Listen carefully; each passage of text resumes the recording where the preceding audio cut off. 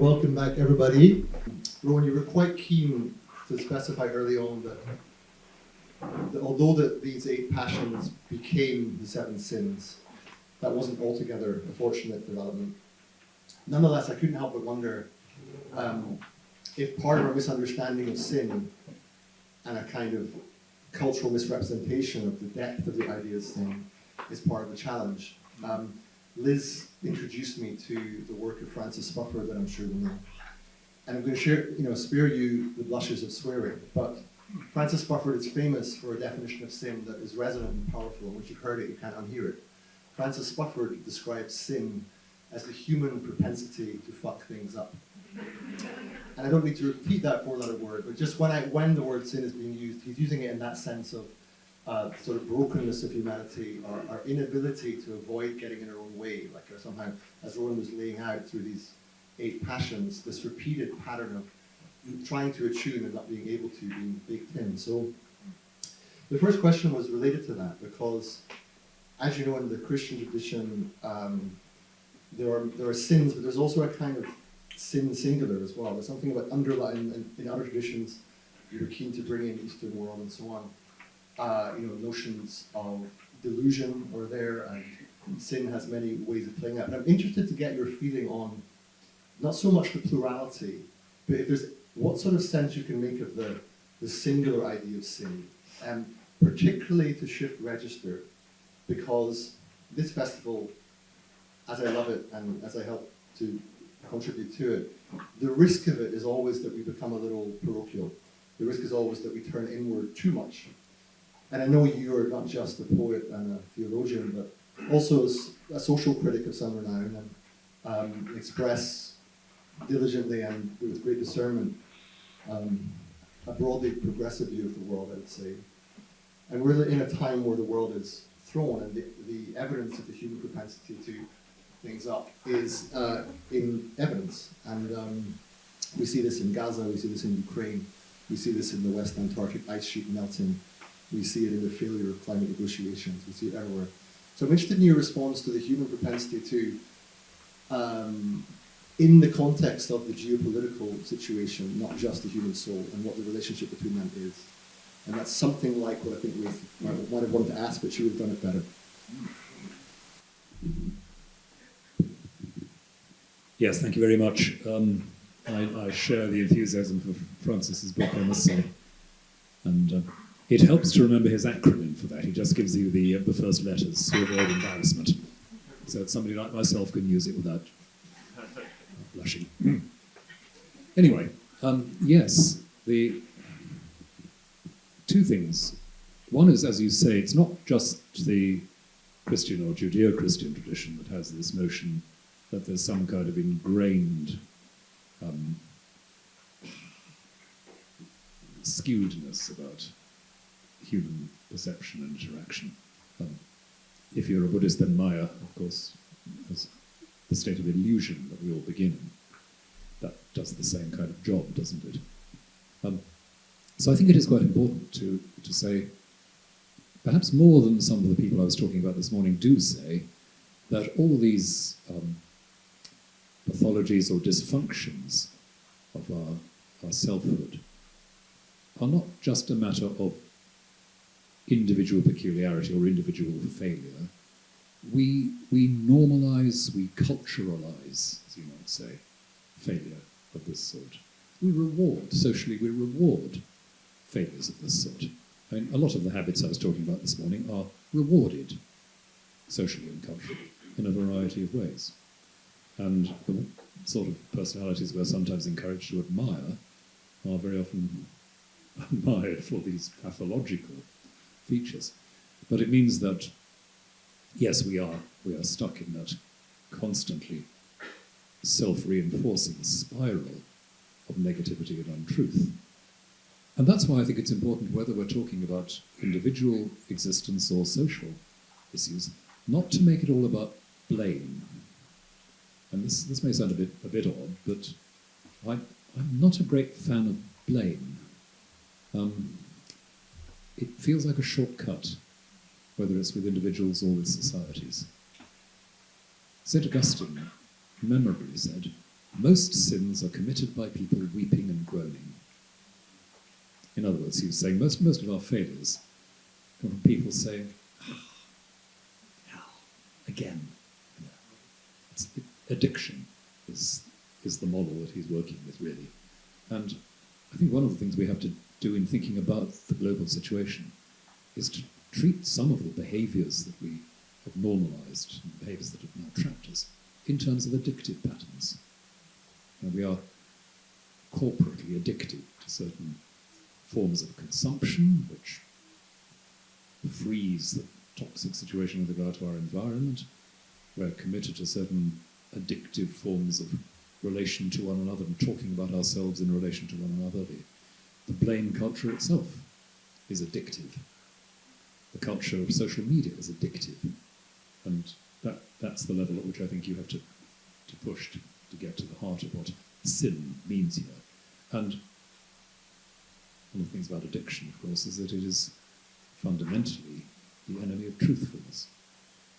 So if we're in a culture globally where truthfulness is rather at a premium, well, go figure, as they say.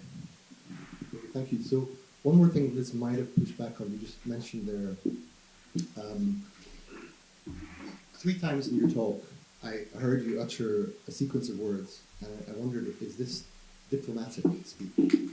You said, God, the real, the true, the eternal. And that was interesting because it was rhythmic and it kind of had a poetic quality, and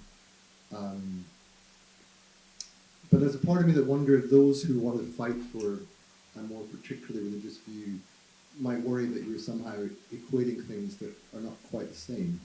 And how do you, as a man of God, but equally a public intellectual reaching different audiences and so on, are you at ease with effectively speaking of God, the true, the eternal, and the real as the same thing, or do you feel something is lost in the process? Good question.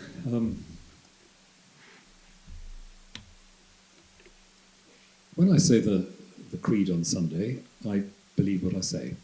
I'm not particularly interested in modifying, modernising, or qualifying what I say in that context. I believe that so far as one can speak truth about God, we're doing the best we can there. But the fact is the word God, for a lot of people, shuts things down prematurely. I do want to say that if God is what I believe God is, then at the very least talking about the real and the sacred are doorways into that for people, and allow the conversation to go on a bit further. So I don't feel too embarrassed about that, and I do want to, at times, I think, to get away from a too easy or a too glib reference to God, particularly because of the God that a lot of people seem to believe in, especially the God that is systematically disbelieved in by some people. It's a God I don't find particularly recognisable. That is the rather neurotically obsessive character up in the sky who keeps an eye on behaviour. And so much of what matters to me in the Christian tradition has no difficulty in saying, of course we're talking about the true, the eternal, the real, when Jewish people avoid using the word God or the name of God and say the eternal, or even the name Hashem, which is the Orthodox paraphrase, or Hamakom, the place, the context. If they can cope with it, I don't know. I don't know. Thank you very much. I'm going to pass over now to Esmé Partridge, who's doing a workshop later on in the festival. And when we discovered Liz couldn't be here, we immediately thought of Esmé. Young rising star of philosophy, a great writer, and we're very glad to have her here. And we threw her in at the very last minute to join the panel, so I'm very grateful you can be here.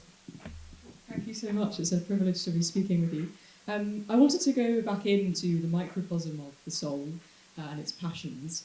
And of course, many of the passions you describe are things that arise from within. They're impulses that we all have.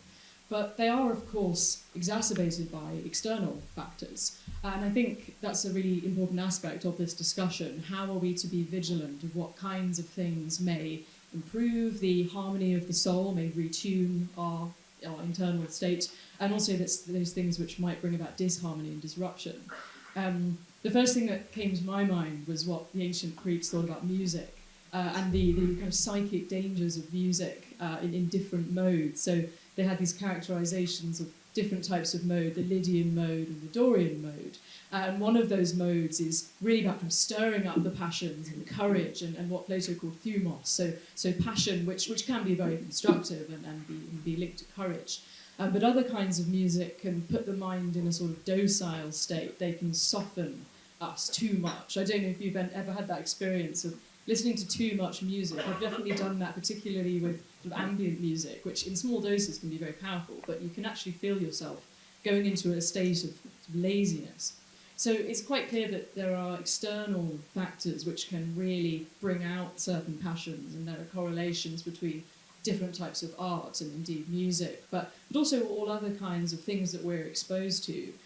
So I suppose I wondered, firstly, do you have any thoughts particularly about how in the modern world maybe there are more opportunities for exposure to things which bring about disharmony? And secondly, more positively, what kinds of things can we expose ourselves to, whether it's music, scripture, spiritual practice, that might bring about that retune, so we're once again more aligned with the real? Thank you very much indeed, Esmé. That's a really important question, and I'm glad you went for the music territory again. I was thinking of that line in, I think it's quoted in Tom Stoppard's Travesties. It's something that Lenin wrote about not wanting to listen to Beethoven. Because when you listen to Beethoven, said Lenin, you're filled with soft and compassionate feelings which are inappropriate for a revolutionary. and as it comes across in Stoppard's brilliant play, you feel the pathos of that as well as the absurdity of it.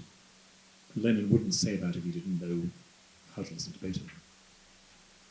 So, yeah, the musical issue is a real one, and I think there is a perfectly proper sense in which we should be asking ourselves, and I'm speaking here as a priest first, we should be asking ourselves, what kind of ambience, what kind of musical register is our worship actually embodying? Is it something which is nourishing the soul in the proper sense? Is it something which is, I certainly wouldn't say producing appropriate feelings, that's not it, but is, in the physical way music does, kind of opening, settling, relaxing, in the way that famously the chant does, in the way that some kinds of singing do and some don't. We've all, many of us at least, I think, will have that experience at the end of singing, choral singing certain works, a sense of arrival, a sense of homecoming, as well as a sense of almost exhaustion, that having poured something out, but also entered into something, and, finished singing the St. John Passion or something like that, that's where you are. So, worth thinking about that. And worth thinking also about all those other aspects of our environment which, on the whole, these days we don't think much about and frequently push back against. What about the harmonics of architecture? And I say this conscious of being in the place which is really rather good at that, from a period when it was taken seriously, when the idea of a literally harmonious, proportionate environment to live in mattered. Now, do we think about that? No, we don't. Architecture as spectacle takes over, I think, from architecture as something that's inhabited spiritually. That's one thing which we could talk about more. So I think, yes, there are stimuli that unsettle, stimuli that help us to settle. The practices, the physical practices of contemplation, whether it's the recitation of certain prayer formulae, the practices of liturgy, the register, as I say, of music that we share, all of that.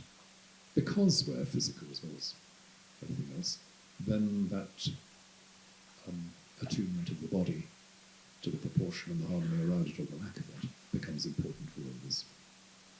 Esmé, do you want to follow up? Or do you want to come back later? No, very happy. Okay, great. So to my left is Pauline Rudd, and Pauline is famous in a wonderful way to this festival as being, wait for it, a female biochemist. And that shouldn't seem surprising, but we had a song, an improvised song, one year in which the line that someone in the room was a biochemist kicked in, and then everyone assumed there was a he reference, and people kept on talking about the biochemists in male forms. But for those suddenly at the back, it says, biochemists can be female. And this became a little trope for, it's one of the in jokes of the festival, but this is how I mostly know Pauline Rudd. She is, of course, a professor and a great thinker in her own right, but I thought, for those who remember that, just to bring that back into the room. Pauline. It gets notoriety, it's called. So, Rowan, I'm a scientist, so I'm wondering, why do we actually have these passions if they're so damaging? Why haven't they been deleted during evolution? And does it have something to do with the needs of an elephant, which probably wouldn't be fed if they didn't scream, if they didn't have strong egos? So if I see you nodding, so if that's the case, we somehow have to unlearn these infantile needs.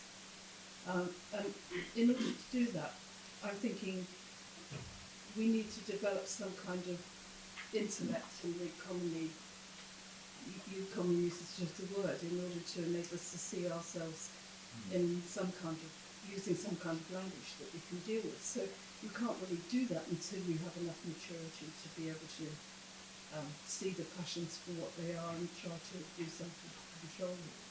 And in terms of science, this is very pertinent because, so I'm a basic research scientist, so I'm trying to ask questions to which we have no answers. I'm trying to step out into the unknown, if you like. And there's a big obstruction if your own ego and your own hopes and your own desires for fame want you to come to a particular conclusion. So somehow you have to be free from all these things in order to be able to enter into some kind of cloud of unknowing and then bring these questions through your scientific creativity to something that you can do on the bench. And I think many scientists know they need to do this and they fumble after it, but it's actually very difficult to achieve. So that's my first question. Could you just elaborate? Oh, not there. Thank you, Pauline. A couple of thoughts then. One is on the sort of evolutionary question. As I hinted at the beginning, the job of finding our way around, literally, physically, as well as imaginatively in the world, requires us to develop certain habits and skills, which are not evil necessarily, but a stage in a process at which we can very easily get stuck if we don't have the human environment, the relational and spiritual environment, which allows us to move beyond that. This is one of the things, I suppose, which is somewhat a commonplace for a lot of psychoanalytical work. If we don't understand, we simply go on repeating patterns which have been necessary, life-giving, but if frozen, become poisonous. And one of the tasks that's sometimes associated with the process of psychoanalysis is learning how to retell your story in a way that doesn't land you in that particular swamp. So there's that. But moving on to the other related issue you were mentioning about scientists at the crowd of unknowing, or indeed what famously Keats called negative capability.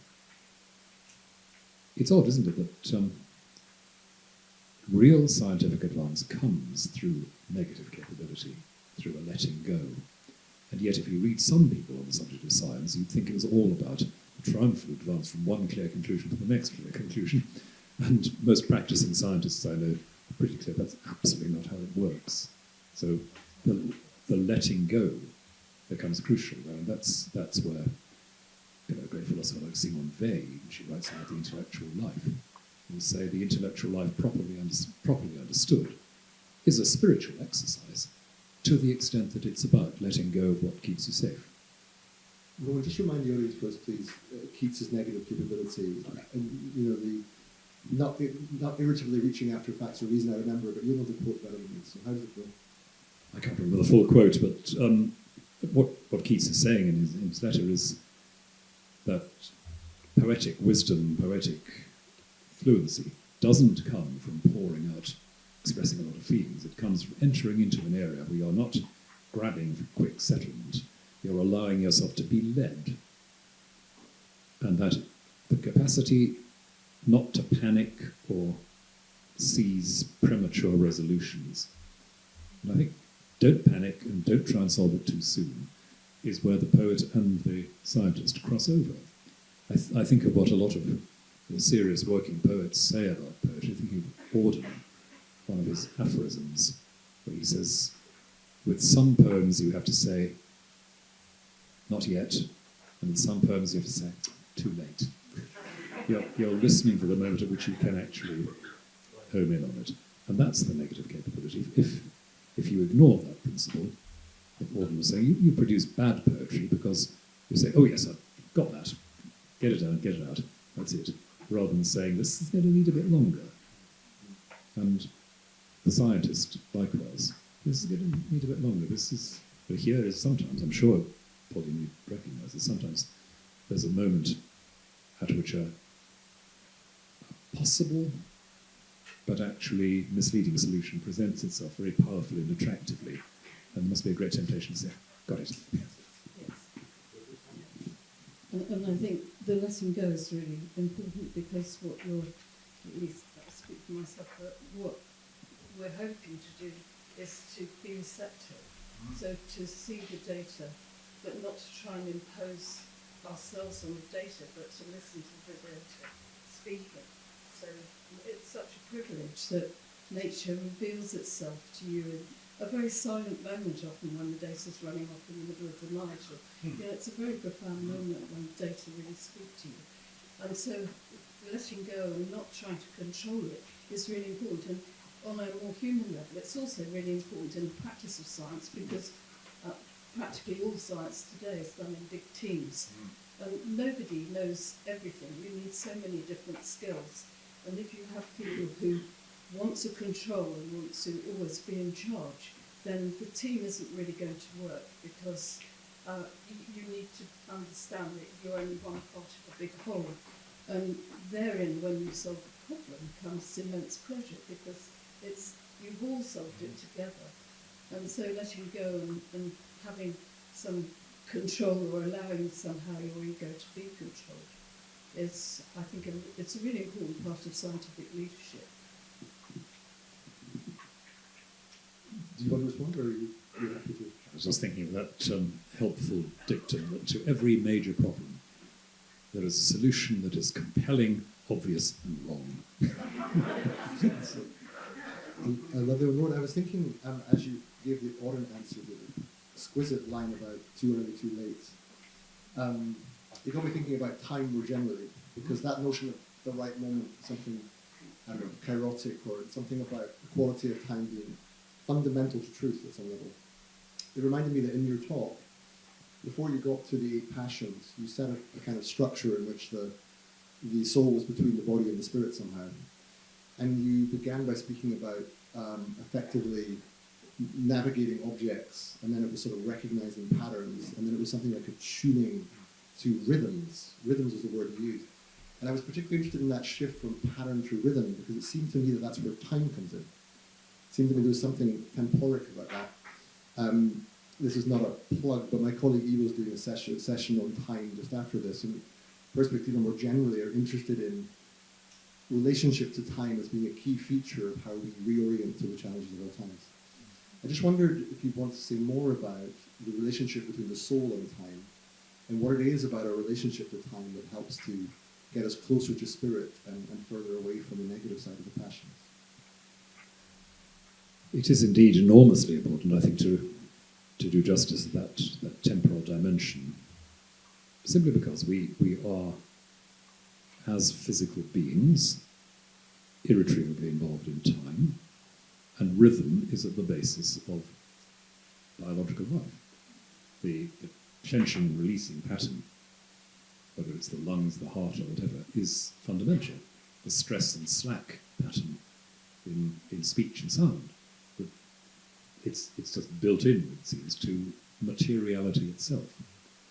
And we therefore talk about being carried along. The other now pattern is something which is not of itself temporal. You know, the classic ways we talk about it. Here am I, there's the thing I look at.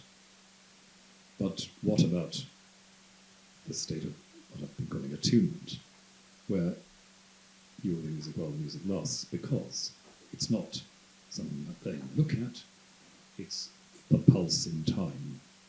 So that's one important dimension.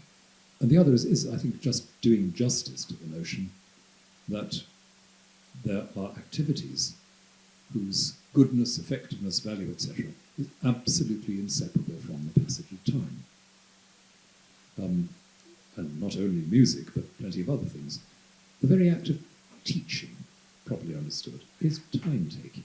If it were all about the mere transfer of a static body of information from A to B, there would indeed be a lot to be said for having, as one infamous Minister of Education said years ago, more computers and fewer teachers in classrooms.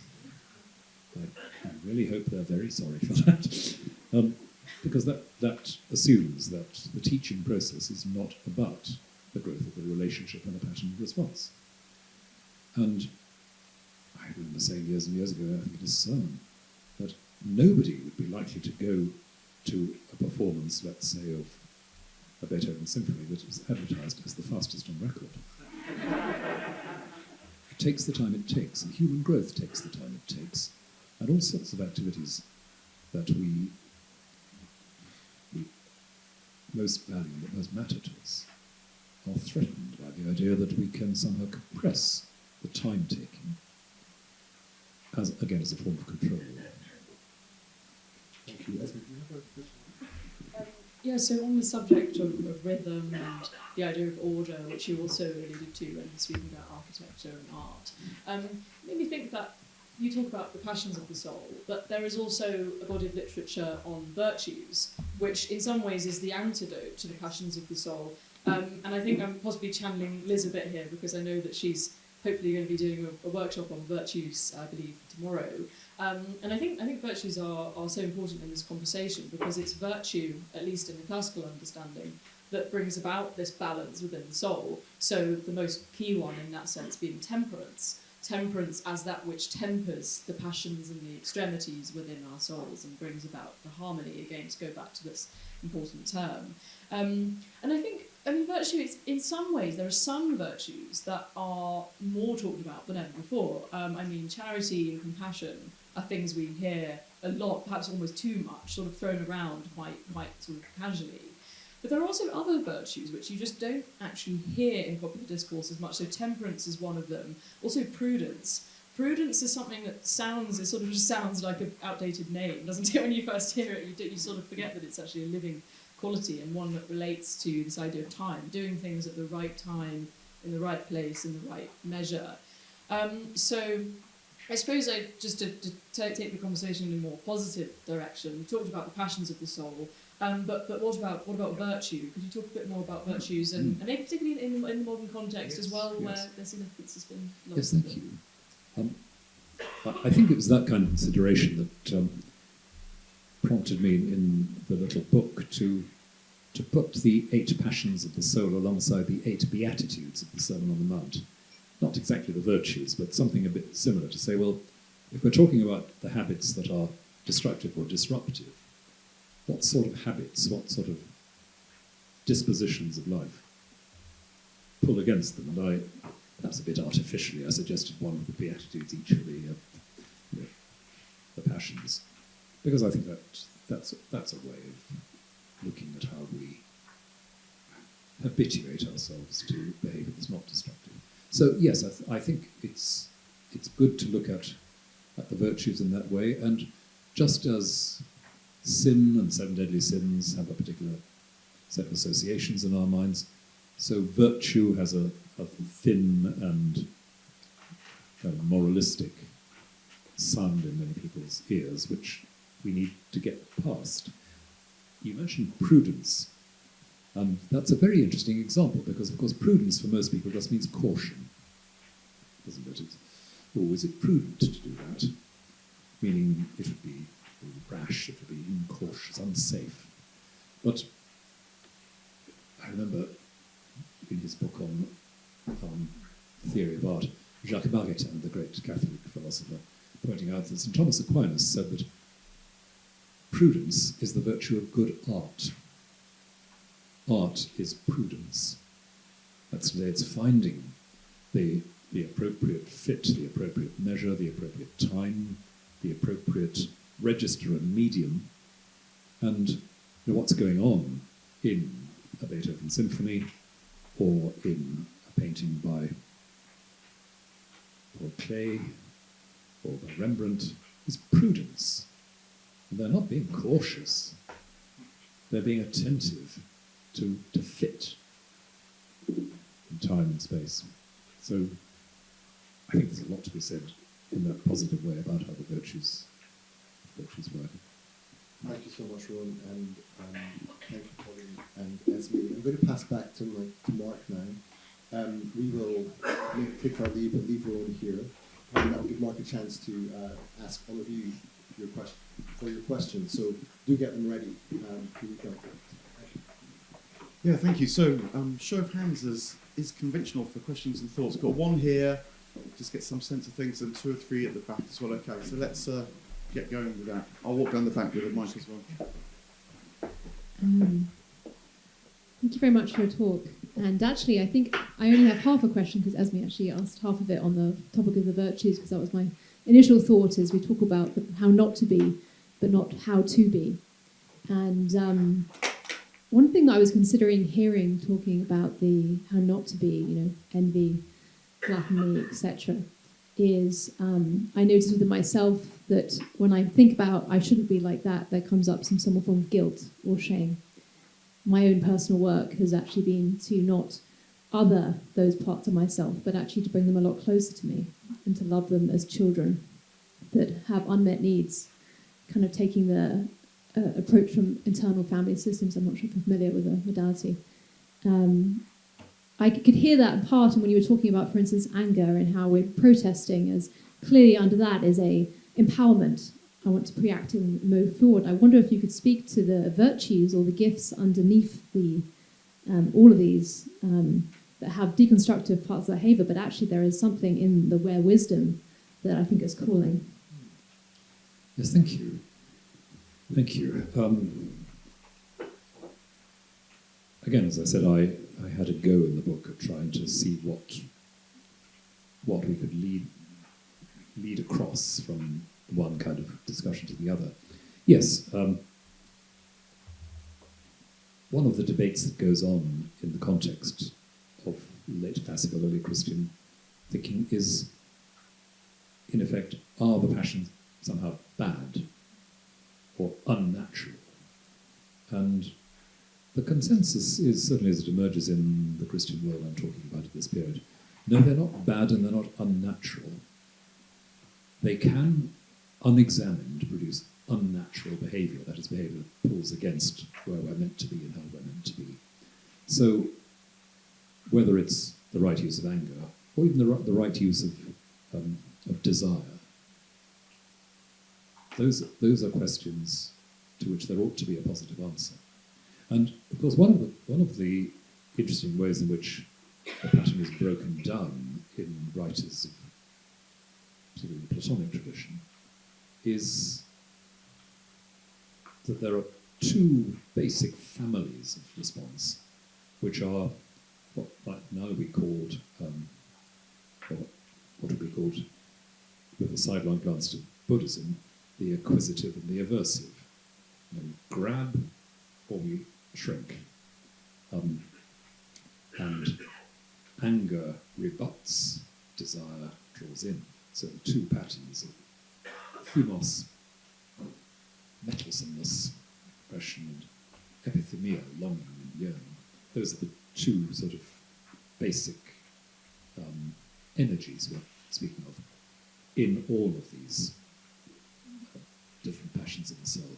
And what is said, certainly by somebody like Gregory of Nyssa in the 4th century, who writes one of the very best reflections on human nature in the whole of that period, is yes, of course, those are absolutely fundamental to our being human.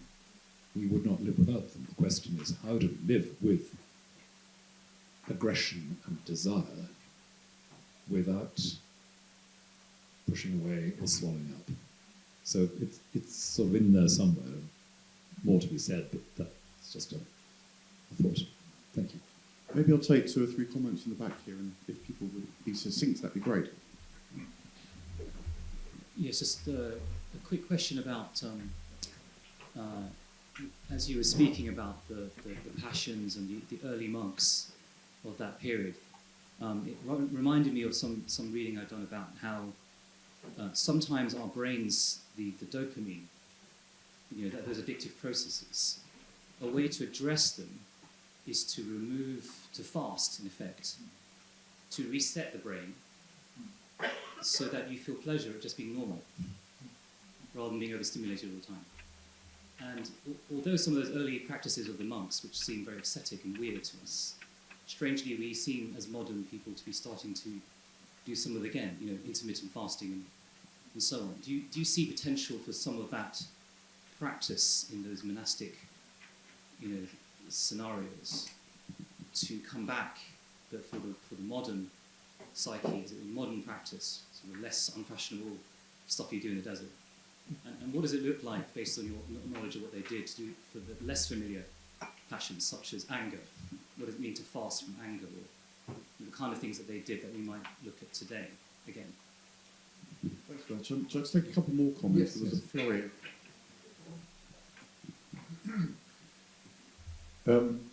Also interested in your views on picking a word, as you picked for your 8 words that we've discussed today, is about healing. So how do we go from one state of over-passionate engrossment to a virtuous change? And what the comments are about that transition in a good sense, in a wholesome sense.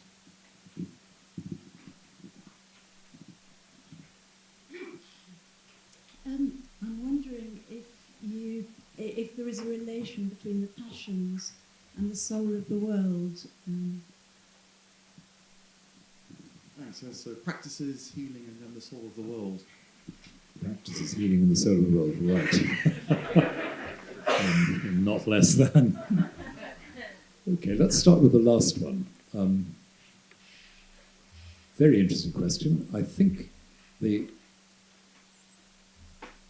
ideal that some of these people are working with is, of course, not just that we are in harmony with one another and with God, but with the created order. There is an integral, harmonious wisdom embedded in things. And to be associated with and again attuned to that wisdom is part of the dispassionate life, the life that's gone beyond mere reactivity. So that what we're picking up and sharing in is that sense of wisdom in the biblical and Hebrew imagery.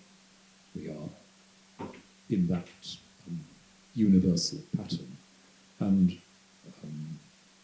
the image of the universal dance is there in some of the Greek fathers of the church. The notion of, again, sharing in a sort of musically symphonic harmony.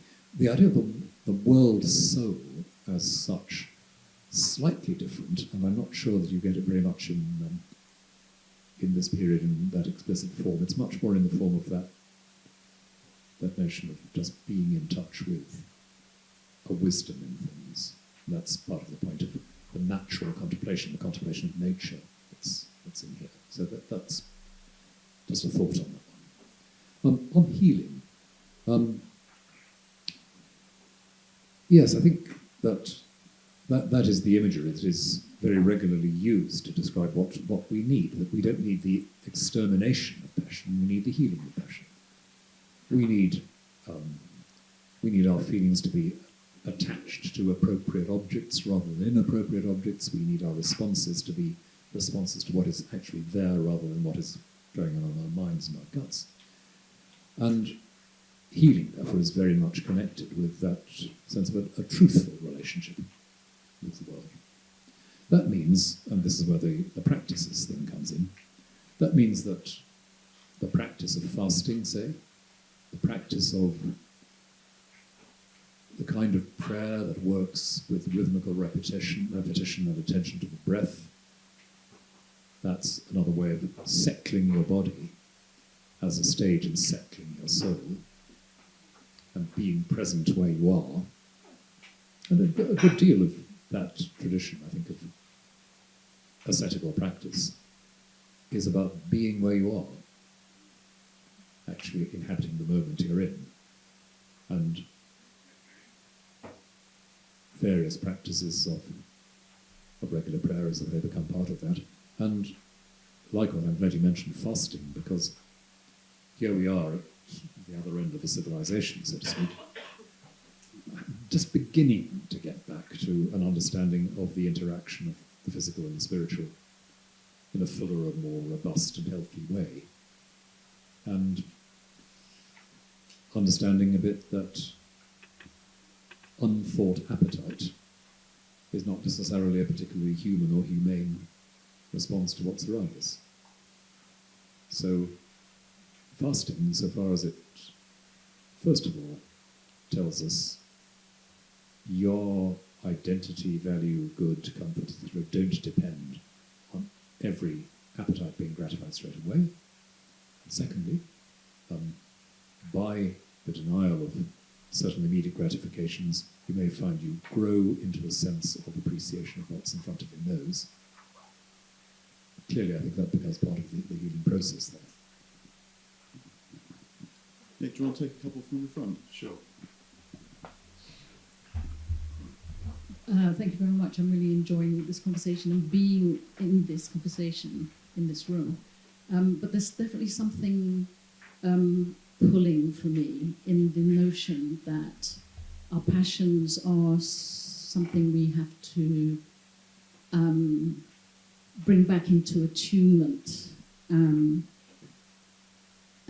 the broadest part of that question is really how could they also be really important disruptive forces that lead us to something that might become transformation.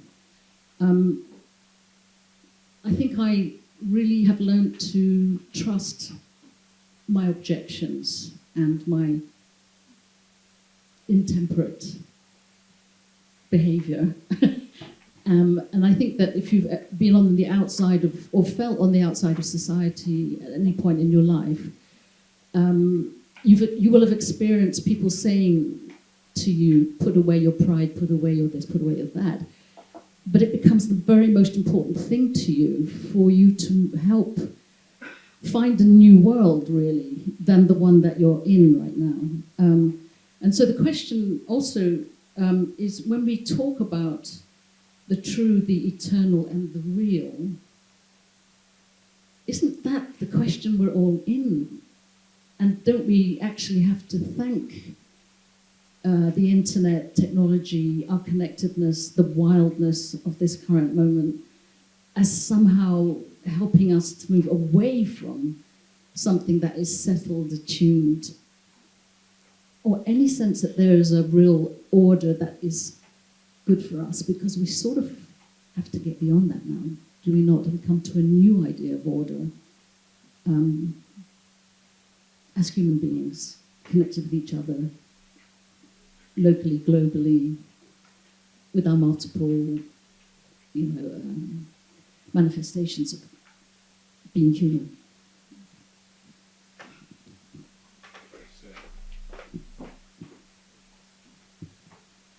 Yeah, I have to thank you for putting that so beautifully, because I wanted to say something of the same and was finding I couldn't quite find the words. I'm noticing my own passions bubbling over in this moment, and it's coming with a call for wildness in this kind of move there's something that feels taming in some of the language we're using here.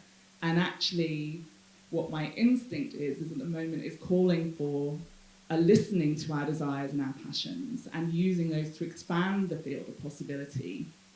I'm curious about this idea that there is something in our soul that is tending to wildness, that is moving towards discordancy, that is moving towards a chaos in the breaking, in the saying, no, not this, we want to make something new. And I worry that in overly tending to, I don't know, I'm imagining like kind of a musical mixing desk and that we're trying to turn down our passions so everything feels harmonious. That actually what my soul is calling for is a rave that is discordant and wild and possibly very inharmonious, but that in doing that, that expands the field of possibility.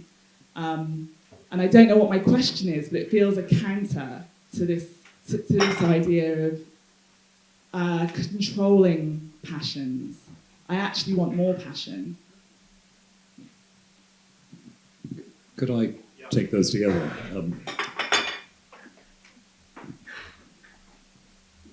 First response is, I think the difficulty is when people talk about order, especially when white males of a certain generation and profession talk about order, there is a perfectly proper suspicion that ought to arise.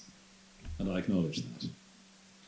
And the problem is, I think, talking about this, getting beyond that, well, not beyond that suspicion, it has to be worked at, but trying to say it's not about an order that's imposed, because that takes us right back to the beginning, to the issue of toxic pride.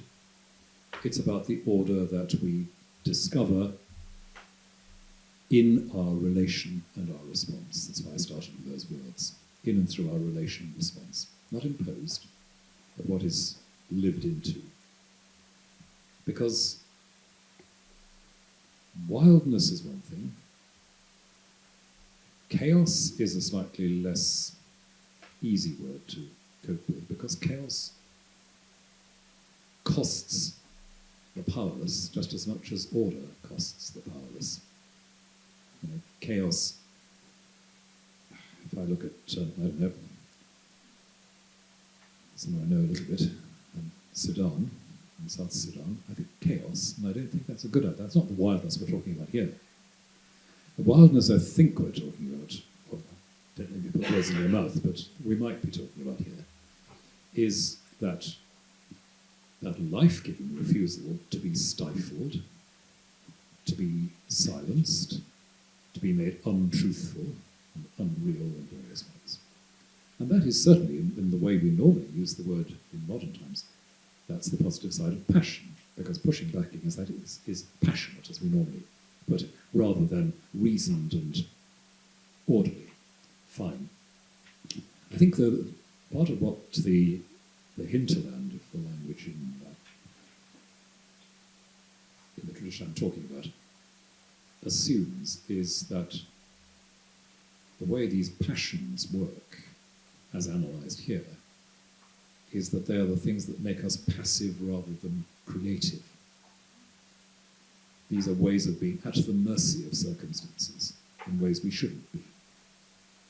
And that's the difficulty of using the same word passion for two rather different phenomena. So, well, I won't witter on, but that's where I begin to unpick that a little bit further, if that's any use as a response. I'm going to leap in, Rowan, if that's all right. If you about to add something else? Sorry. It's past. We're opening things up, so there's a moment of frustration because the hands start to grow, but it is the beginning of our time together. There are discoveries beginning now. Lunch is available until 2:30. Go to the marquee and get it when you're ready. But let's thank Rowan Williams for beginning our weekend together so brilliantly.